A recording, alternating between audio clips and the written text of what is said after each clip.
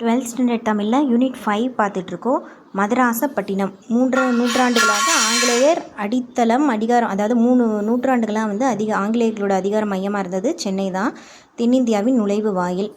அத்திரம்பாக்கம் அகழாய்வில் வந்து மனித நாகரிகம் 1,00,000 ஆண்டுக்கு முற்பட்டது அப்படின்னு வந்து கண்டுபிடிச்சிருக்காங்க. கொற்றவை ஆற்றுப்படுகையில் மனித நாகரத்தின் முதன்மையானது கொற்றவை ஆற்றுப்படுகை அப்படின்னு சொல்கிறாங்க. அடுத்து பல்லாவரத்தில் கல்கோடரி கண்டுபிடிச்சிருக்காங்க. கல்லுன்னு வரும். ஸோ பல்லாவரத்தில் கல்கோடரி கண்டுபிடிச்சிருக்காங்க. குடுவாஞ்சேரி பல்லாவரம் புழலில் பழங்கால மானுட எச்சங்கள் கண்டுபிடிச்சிருக்காங்க. அடுத்து சென்னை மயிலாப்பூரில் கிபி 2ஆம் நூற்றாண்டில் வந்து தாலமின்றவர் மல்லியர்மா என்ற துறைமுகமாக சூட்டப்பட்டுள்ளது. தாலமி தான் கண்டுபிடிச்சது. துறைமுகம் வந்து மல்லியர்மா எங்கன்னா மயிலாப்பூரில். எப்போது? கிபி 2. சரியா? கிபி 2ல் மல்லியர்மா மயிலாப்பூர். சரியா? அடுத்து பல்லாவரம். பல்லவர் குடைவரை 1ஆம் மகேந்திரவர்மன் காலத்தில் இங்குள்ள கல்வெட்டு தான் இருக்கிறதுலே பழமையான கல்வெட்டு அப்படின்றாங்க. பல்லாவரத்தில் தான் நிறைய கண்டுபிடிச்சிருக்காங்க. பல்லாவரத்தில் இருக்கல பல்லவர் குடைவரை 1ஆம் மகேந்திரவர்மன் கல்வெட்டு தான் வந்து பழைய கல்வெட்டு அப்படின்னு சொல்கிறாங்க. ஏன்னா இது பல்லவர் அப்படின்னா முதல் கல்வெட்டு. திருவல்லிக்கேணி நந்திவர்மன் கல்வெட்டு வந்து பல்லவர் காலத்தோடது அப்படின்றாங்க. நந்தி நிறையாது வந்து பல்லவர்கள் தான் கட்டியிருக்காங்க. அடுத்து வெண்பா அடிவரையறை எப்படி கொடுக்கணும்னு இது வந்து ப்ரீவியஸ் யூனிட்டோடது. இது மிஸ் ஆயிடுச்சு. ஸோ இதில் ஆட் பண்ணியிருக்கோம். 2 அடி வெண்பானா குரல் வெண்பா, 3 அடி வெண்பானா சிந்தியல், அப்படி இல்லாட்டி இன்னிசை சிந்தியல், அப்படி இல்லாட்டி நேரிசை வெண்பா. 4 அடி வெண்பானா நேரிசை வெண்பாவும் இருக்கும், இன்னிசை வெண்பாவும் ரெண்டும் சேர்ந்தது தான் 4 அடி வெண்பா. 4 அடி முதல் 12 அடி வரை அப்படின்னா பக்ரோடை வெண்பா. 13 அடிக்கு மேல் வந்து களி வெண்பா. 4 to 12னா அது பக்கரோடை வெண்பா. 13 அடிக்கு மேல்னா களி வெண்பா. இதுதான் வந்து வெண்பாவோட வகைகள். அடுத்து வள்ளல் பச்சையப்பர் தான் வந்து கூவம் நதியில் குளிச்சுட்டு வந்ததை வந்து அவரோட டைரியில் எழுதியிருக்காரு. அதை கண்டுபிடிச்சிருக்காங்க. அடுத்து பாரதிதாசன் வந்து என்ன சொல்லியிருக்காருன்னா, பக்கிங்காம் கால்வாயில் மயிலை சீனிவாசன் இவங்களோடலாம் படகு பயணம் மேற்கொண்டது எப்படி சொல்லியிருக்காங்கன்னா, சென்னையில் வாய்க்கால் அது புதுச்சேரி வரை நீளும் தோணிகள் அதை மிதப்பது அப்படின்னு மகாபலி சிறவு அப்படின்ற தலைப்பில் பாரதிதாசன் கவிதையில் இதெல்லாம் இருக்குது. 12-13ஆவது செஞ்சுரியில் வந்து சேத்துப்பட்டு, நுங்கம்பாக்கம், வியாசர்பாடி, மாதவரம், கோயம்பேடு, தாம்பரம் இதெல்லாம் வந்து கிராமமாக இருந்தது. இப்போ பஸ் ஸ்டாண்ட் இருக்கிறது, நுங்கம்பாக்கம் பெரிய பெரிய ஏரியானா அப்போ கிராமங்களாக 12-13ஆவது செஞ்சுரி இருந்தது அப்படின்னு சொல்கிறாங்க. 400 வருஷத்துக்கு முன்னாடி குப்பமாக இருந்தது தான் இப்போ வந்து சென்னையாக மாறி இருக்குது அப்படின்னு சொல்கிறாங்க. அடுத்து 1647 பத்திரம் 1 சரியா நமக்கு இண்டிபெண்டன்ஸ் கிடைக்கிறதுக்கு 300 வருஷத்துக்கு முன்னாடி தொண்டமண்டலத்து புழல் தோட்டத்து ஞாயிறு நாட்டு சென்னைப்பட்டினம் அப்படின்னு குப்பம் நகரமாக மாறியது. குப்பமாக இருந்ததுக்கான எக்ஸாம்பிள் 300 வருஷத்துக்கு முன்னாடி. 400 வருஷன்றாங்க, இப்போ இருந்து 400 வருஷமாக. அப்போ இண்டிபெண்டன்ஸ் கிடைக்கிறதுக்கு 300 வருஷத்துக்கு முன்னாடி சென்னைப்பட்டினம் குப்பமாக இருந்திருக்கு. மயிலாப்பூர் நார்த்தில் தான் வந்து கிழக்கிந்திய கம்பெனி அலுவலகம் வந்து ஃப்ரான்சிஸ் டே அப்படின்றவர் ஆங்கிலேயர் குடியேற்ற இடம் வந்து செலக்ட் பண்ணி வைக்கிறாரு. 2 சைடும் கூவமாறு ஓடுற திருவல்லிக்கேணி ஆறு அப்படின்னு சொல்லியிருக்காங்க. ஸோ அதுதான் நல்ல இடம் அப்படின்ட்டு மயிலாப்பூர் நார்த்தை செலக்ட் பண்ணுறாரு ஃப்ரான்சிஸ் டே. சென்னையில் வந்து வட சென்னை வந்து கொட்டலையாறு இருந்திருக்கு, சென்ட்ரலில் தான் கூவம் இருந்திருக்கு, சவுத்தில் வந்து அடையாறு, அதுக்கும் கீழே வந்து பாலாறு. 4 ஆறு இணையும் கால்வாய் தான் பக்கிங்காம் கால்வாய், காட்டன் கால்வாய், விருகம்பாக்கம் கால்வாய், ஓட்டநேரி கால்வாய். அதுபோக 18 பெரிய ஓடைகள், 540 சிறிய ஓடைகள்லாம் இருந்திருக்கு. சிறிய ஓடை பெரிய ஓடையில் கலக்கும், பெரிய ஓடை ஆறு, தென் கடலில் அப்படி கலக்குன்றாங்க. அடுத்து விஜயநகர உள்ளூர் ஆளுநர்கள் வந்து சென்னையப்பரின் மகன்களிடம் இருந்து விஜயநகர உள்ளூர் ஆளுநரான சென்னையப்பரின் மகன்களிடமிருந்து ஃப்ரான்சிஸ் டே அந்த ஆங்கிலேயர் என்ன பண்ணியிருக்காரு, சென்னை எப்போ வாங்கியிருக்காரு அப்படின்னா வந்து 22/8/1639 சரியா? 22/8/1639 இவர் வாங்கியிருக்காரு. பக்கத்தில் இருக்க கிராமத்தையும் இணைச்சி தான் வளர்ச்சி அடைஞ்சிருக்கு. செயின்ட் ஜார்ஜ் கோட்டை உள்ளே வெள்ளையர் நகரம், அவுட் சைடில் இருக்கிறது வந்து அதுக்கு பணியாளர்கள் இருக்க இடம் கருப்பர் நகரம் சொல்லியிருக்காங்க. ரெண்டும் சேர்ந்து தான் மதராசப்பட்டினம் அப்படின்னு அழைக்கப்படுது. கிழக்கிந்திய கம்பெனி, துணி வணிகம் இதெல்லாம் நமக்கு தெரியும். அடுத்து வண்ணாரப்பேட்டை, சிந்தாதிரிப்பேட்டையோட அர்த்தம் அப்போ என்னென்னா சின்ன தறிப்பேட்டை தான் சிந்தாதிரிப்பேட்டையாக தெரிஞ்சிருக்கு. சரியா? வண்ணாரப்பேட்டைனா அந்த வண்ணம் போடுற இடம் அப்படின்னு சொல்லிட்டு.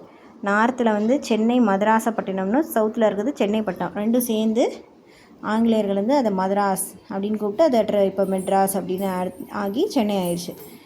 1646 பாப்புலேஷன் வந்து 19,000 மட்டும்தான். அடுத்து 48ல் சென்னை நகராட்சியாக மாறி இருக்கு. சவுத் இந்தியாவில் மட்டும் நிறைய பிளேசஸ் உள்ளடக்கின சென்னை மாகாணம் வந்து ஃபஸ்ட்டு தலைவராக யார் இருந்தாங்க அப்படின்னா எலியல் தான் ஃபஸ்ட்டு இருந்திருக்காரு. அவருக்கு அப்புறம் தான் தாமஸ் பிட் வந்திருக்காரு. சென்னையின் பொற்காலம், தாமஸ் பீட்டோட காலம் தான் சென்னையோட பொற்காலம் அப்படின்னு சொல்கிறாங்க. ஏன்னா அவர் தான் பல பகுதியை இணைச்சிருக்காரு. 18ஆம் நூற்றாண்டில் வந்து சென்னை ஐரோப்பிய முறை கல்வி நிறுவனங்கள் வந்து வந்திருக்கு. இதுக்கு முன்னாடி ஒரு வருஷம்தான் பார்த்துருக்கோம். என்னென்னா 1639. அப்போ தான் ஆங்கிலேயர்கள் வந்து சென்னையப்பர் மகன்கிட்ட இருந்து சென்னையை வாங்கியிருக்காங்க. அதுதான் ஃபஸ்ட்டு வருஷம் 1639. இப்போ ரெண்டாவது பார்க்குறது வந்து 1715. இங்கே வந்து புனித மேரி தேவாலய தர்ம பள்ளி இருக்குது.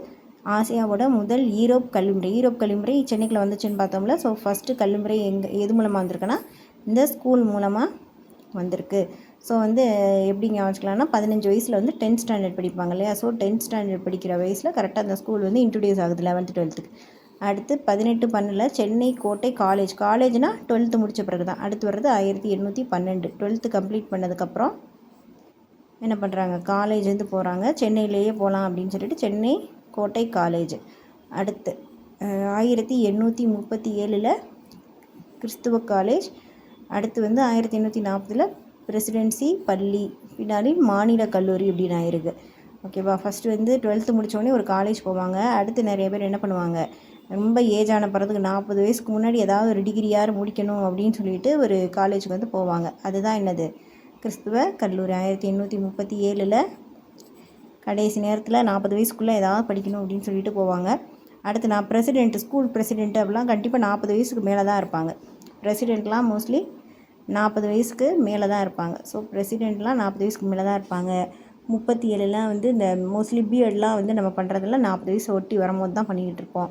ஸோ அதே மாதிரி 12th முடிச்சுட்டா ஒரு காலேஜு, 10th முடிக்கிறதுல தான் ஃபஸ்ட்டு வந்து ஒரு புனித மேரி தேவாலயம் ஆரம்பிச்சிருக்காங்க. 1639 தான் வந்து சென்னை வாங்கியிருக்காங்க. அடுத்து 19th செஞ்சுரியில் அறிவு புரட்சி பெரும்பங்கு சென்னை யூனிவர்சிட்டிக்கு தான் வந்து இருந்திருக்கு. அறிவு புரட்சியில் சென்னை யூனிவர்சிட்டி உருவாகி பெரும் அறிவியல் புரட்சி ஏற்படுத்தியிருக்கு. அது எப்போ ஓப்பன் ஆச்சு அப்படின்னா 1857 57 ரிட்டையர்ட் ஆகிற வயசில் ஒருத்தர் ஓப்பன் பண்ணியிருக்காரு 57. ஓகேயா. அடுத்து 1814 ராணி 14 வயசு ஆகிட்டானே ராணி ஆயிடலாம், இளவரசி ராணி ஆயிடலாம். ராணி மேரி காலேஜ் வந்து கேர்ள்ஸ்க்காக திறந்திருக்காங்க.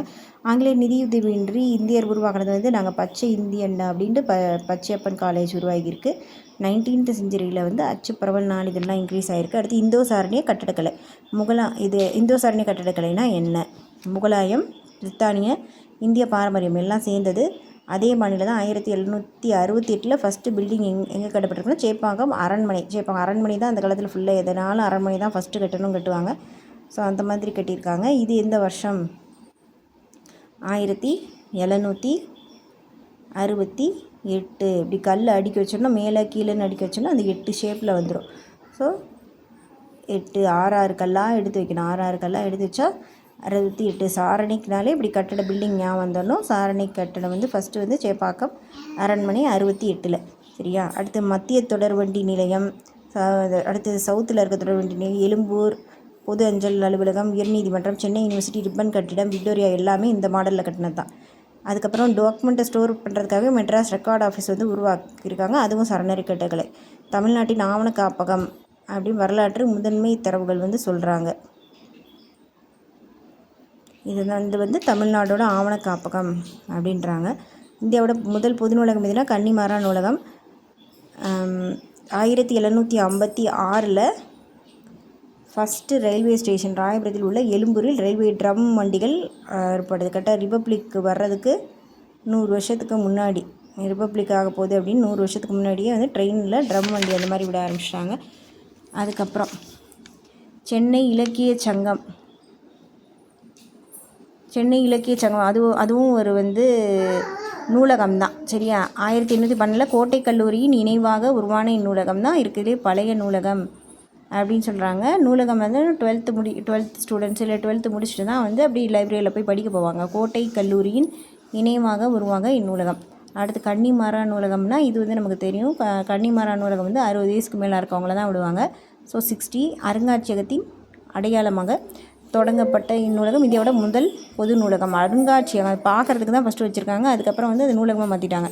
அடுத்து கீழ்த்திசை நூலகம் அப்படின்னா 60க்கு கீழே அதை இழுத்து விட்டோம்னா 69. ஸோ 1963 காலின் மெக்சிகனின் தொகுப்புகளை அடையாளமாக கொண்டு 1869 அரிய ஓலைச்சுவடிகள், தாள்சுவடிகள், புத்தகங்கள் இதெல்லாம் வச்சுருக்கிறது. அதெல்லாம் தான் கீழே போட்டு வைப்பாங்க. ஸோ அதெல்லாம் தான் கீழத்தீசி நூலகம். அடுத்து வந்து அண்ணா நூற்றாண்டு நூலகம், இது நமக்கு தெரியும் 2010 ஆசியாவோட 2வது பெரிய நூலகம். அடுத்து தமிழ் ஆய்வு நூலகங்கள் எது உலக தலைமையில் ஆராய்ச்சி நிறுவன நூலகம். ராஜா முத்தையா ராஜாலாம் ஆராய்ச்சி பண்ணுவாங்க. அடுத்து மறைஞ்சிருந்து ஆராய்ச்சி பண்ணுவாங்க. செம்மொழி ஆராய்ச்சி நடக்கும். உவேசா தமிழ் தாதா ஆராய்ச்சி பண்ணனால தான் இந்த நிலைமைக்கு வந்திருக்காரு. ஸோ இது எல்லாமே ஆராய்ச்சி நூலகங்கள். அடுத்த வீடியோவில் அடுத்த யூனிட் பார்க்கலாம்.